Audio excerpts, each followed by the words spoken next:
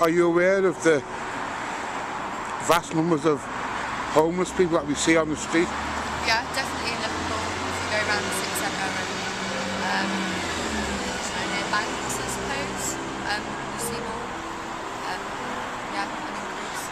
I tend to call them the invisible people because we see them, they might ask us for some money, but really 99% of people just ignore them.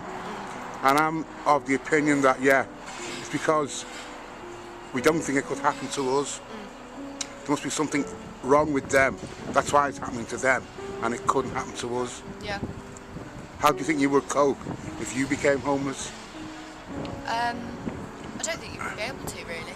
Do you know what I mean? Like, I think... If you had reliance on alcohol, for example? But it would just be that, you know, that's what would kind of get you through the day. Yeah.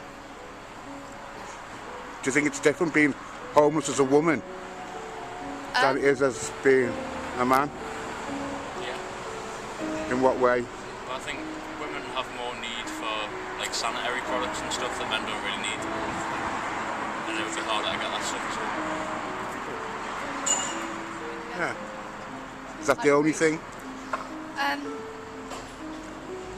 I suppose if the woman was pregnant or if she had other like health problems to do with, you know, female side, then it would probably be more difficult. Especially if you're not able to get money, what you said, to get sanitary products, to use public bathrooms. I know that a few coffee shops at the moment are only having their toilets open to customers instead of just like the general public, not having those kind of facilities with impact. Because they are like scorned by most establishments. You know what I mean? So they wouldn't really allow them to come in and go, well, can I use your facilities to have a wash? They would probably say no. Yeah. You know what I mean? Okay.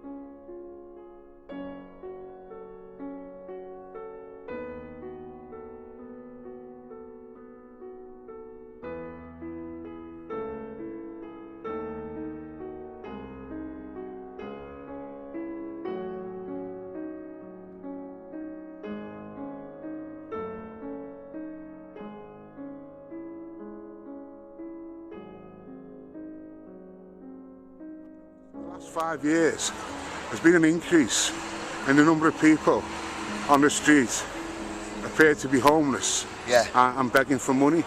Now, you've told me that you are genuinely homeless. Yeah. How did that happen to you? What do you think of this increase? Half the people that basically are on the streets begging for money now have got homes to go to. they're exploiting the fact, they're taking the piss out of the homeless, mate, you know. You know this? I know this for sure. I mean, not everyone on the street that's begging is homeless. Homeless. That's the truth. But I don't Are they taking advantage of the public? Yeah, yeah. Because, as I said, I think a lot of people feel sorry for them and will give them change. It's a sympathy vote, isn't it? It's emotional blackmail. You know, people who's got somewhere to live and they're all right and they've got the benefits in play and all that, right? And then they're going up to people and they're begging off people. It's exploitation. It's taking the piss out of people's kindness. It's emotional blackmail. Because I thought a lot of them had, like, issues with drink and drugs. Well, yeah, a lot have. A lot have. Can I ask you how you became homeless? I'm not going to lie, I became homeless through addiction. That's right. I'll be honest with you. You know, I've since got myself on Monotone and I'm just basically, I've got a drug worker in that, in addiction, and I'm trying to... So you're in recovery? Well, I'm trying to be, I'm trying to get there, yeah. And that's me being honest with you, you know. I'm not going to lie to you. You're asking me a question, I can't look you in the eyes and lie, mate. So, if you had the chance to get off the street, what would you like to do with yourself? Rebuild my life, but I don't know where to start with that because I've been on and off the streets, in and out of hostels now, and doing this life for quite a bit, and it's sort of like become a normal way of life, unfortunately. It's sad to say, you know, you get used to it, you become accustomed to it. And have you ever been in prison? I have, yeah. So it's another form of, what do you call it when you're... Institutionalised, yeah. It's a vicious circle. You're going round in a circle, you're chasing your tail, you know. How do the police treat you? Like shit. Not everyone, no. Not every one of them. I mean, there's the good ones and bad ones, isn't there? In everything you do, there's good and bad, you know. So, if you don't mind me asking, how do you take care of yourself, sanitary-wise? How do you get washed and that? Well, sometimes I reside in a homeless hostel, and the shower's there and stuff. So, you know, now and again I get a shower. Now and again, that sounds bad, doesn't it? But I get a shower, you know, and basically I try my best. Sometimes I've had to go on Mackie's toilets and get a wash, but, you know. Do you know the Paper Cup project?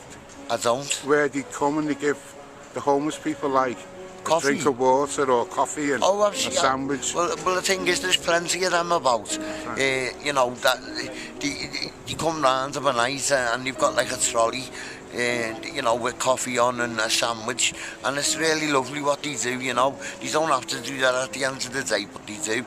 And I think sometimes we'd be lost without them. Do you know, are there any women that you know who are on the street?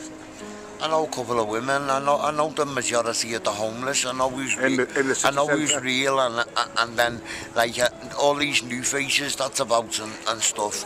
You know, it's one of them. You know, I mean, you've got the likes of. I don't want to categorise anybody, but you've got the likes of. Is it Polish? No, it's not Polish. Eastern Europeans. That's what I'm trying to say, yeah. I don't mean any disrespect. But they're getting dogs, and that's for the sympathy vote, that's for blackmail. You know, you're on the streets, you can't look after the dog, you can't look after yourself. How can you look after the dog? Come on. I love dogs, me, I'd love a dog, but let me tell you something now, I won't get one, because I'm struggling to look after me. So how can I look after the dog? It's animal cruelty. Are your family still alive? They are, yeah. How do you feel about, how do they feel about your situation? I talk to them, I do talk to them, but I keep my distance as well for their protection, so to speak, if you know what I mean. Yeah. I'm trying to say that I don't want to inflict... Can I ask you how old you are? I'm 39.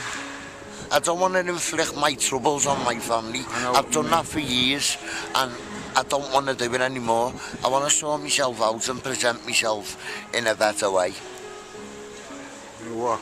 Bounce, lad. See you after, lad. Okay, bounce, lad. See you after, lad. Okay, bounce, lad. See you after, lad. Okay.